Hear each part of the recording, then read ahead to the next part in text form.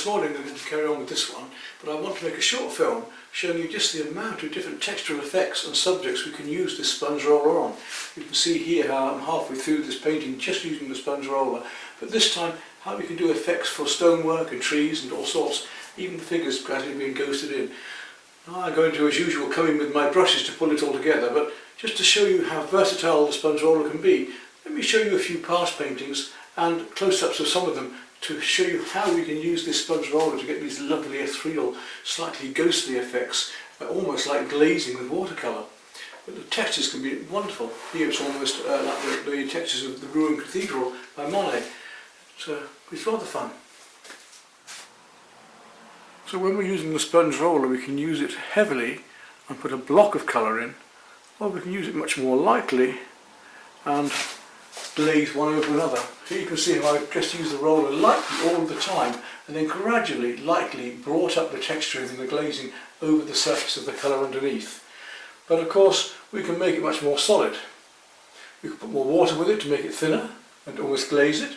We can glaze it by doing the broken colour effect and just putting one colour over another and letting the texture show through. We can use the edge of the roller for getting some ideas of lines. So we can use heavier paint on the roller to get even heavier texture, like in the leaves here. Again, it's worth exploring, it's worth having fun with.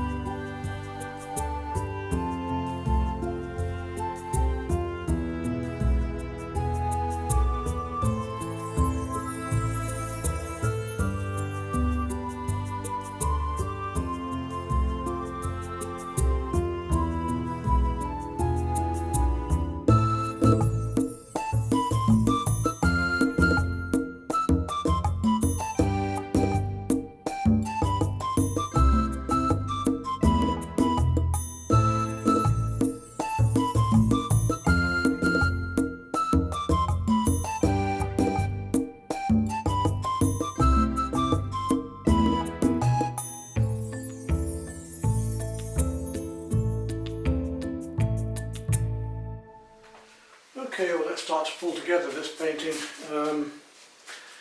using slabs of paint, if you like, using nice impasto paint over the lovely light effects I've already got, using the sponge roller to check how it should pull it together. I'll have to work on this figure first of all here. Just start to get some of his cool and warms.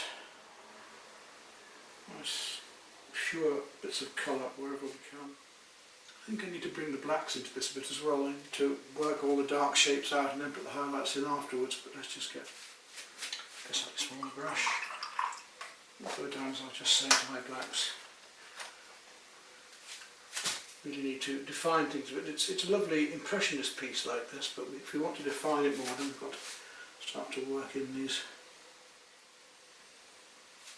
And we're painting the negative shapes, we're painting in the dark shapes now of what's happening here.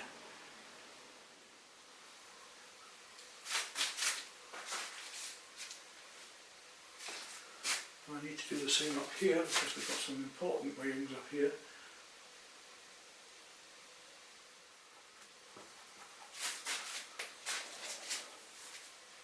Really want to make these colours vibrate. It's not just a tonal painting.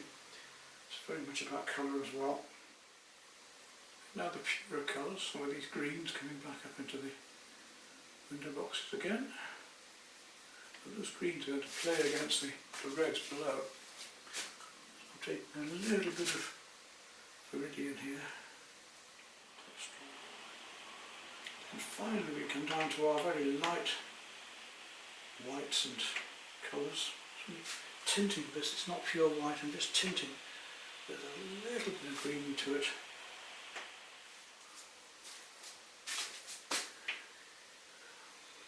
And then I start to look back at these bits of lighter wall here. I can slab some colour onto there.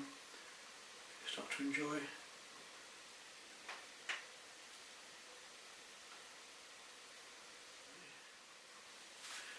A little tiny touch of pure white, just coming on the side of the pot there. Too big to touch that.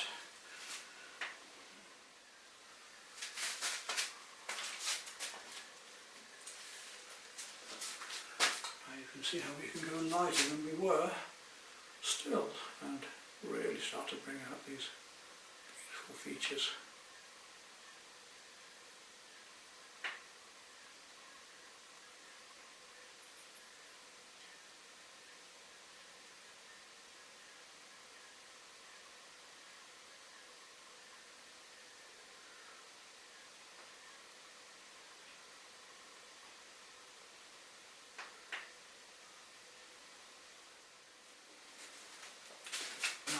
Very, very light blue. The sky just coming through here in places. I didn't manage that. That should do it. Look, that blue against the warm should just bring it out.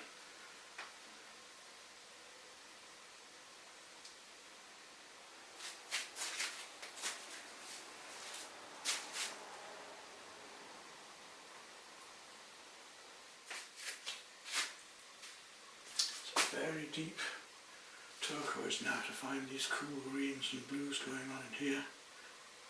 Take that little bit of white down a bit.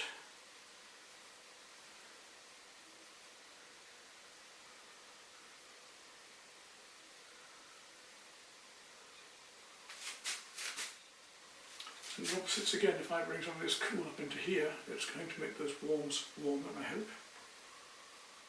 And play against the reds as well.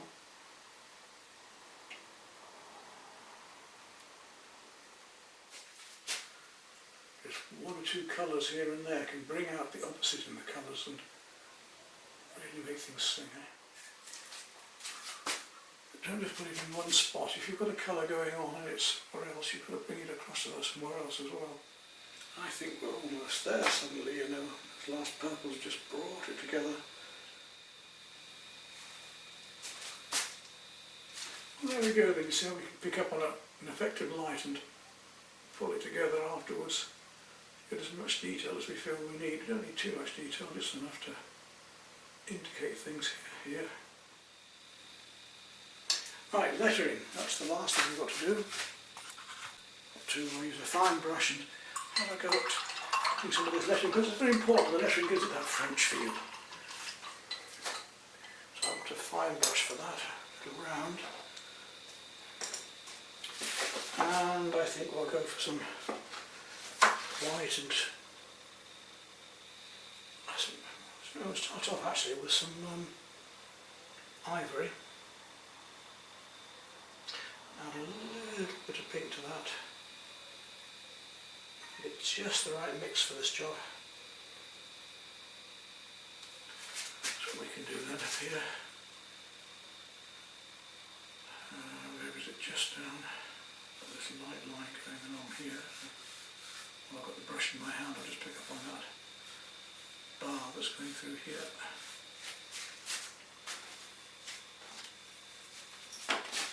And then lettering comes down here.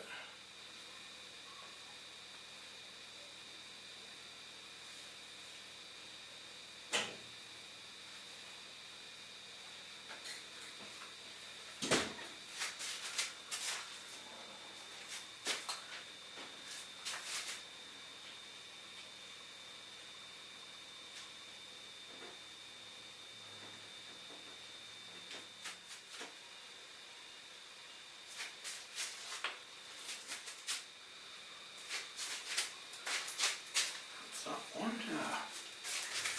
Need to come across to the other side. Looking at the bits of light that are coming up here as well.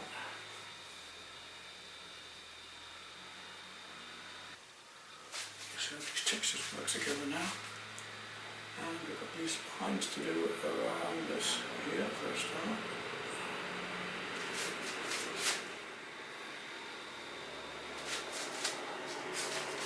And a way along here as well.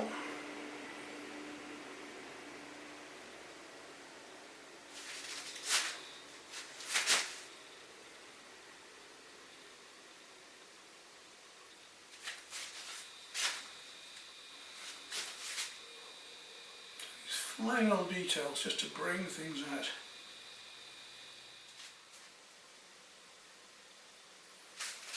Like I say, you have to get the paint just right for this job. If it isn't thin enough, it won't go on. If it's too thin, it just disappears again.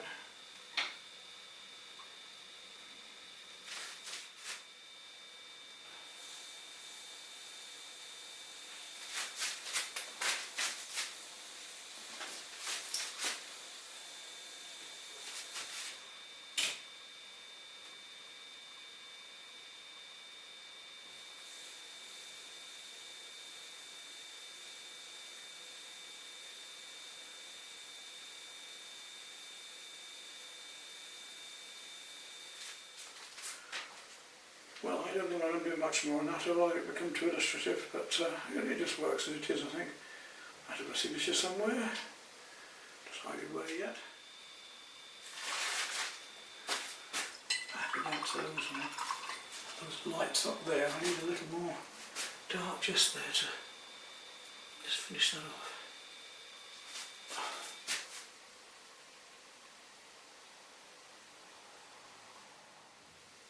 Okay, we'll call that one done for a minute, and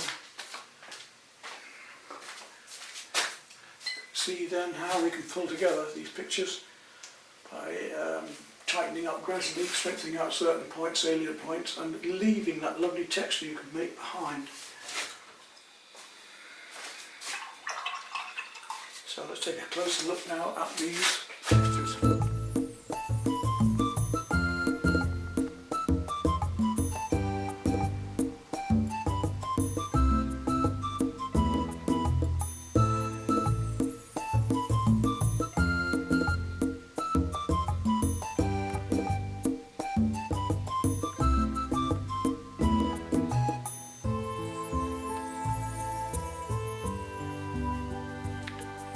The sponge roller, and of course afterwards even sea sponges and ordinary sponges and so on, let alone your fingers or brushes.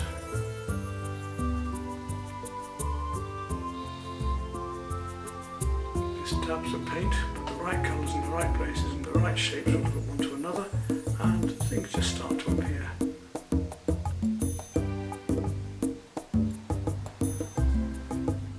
Well, there we are, and I've got to go on to a watercolour and pastel commissions for somebody.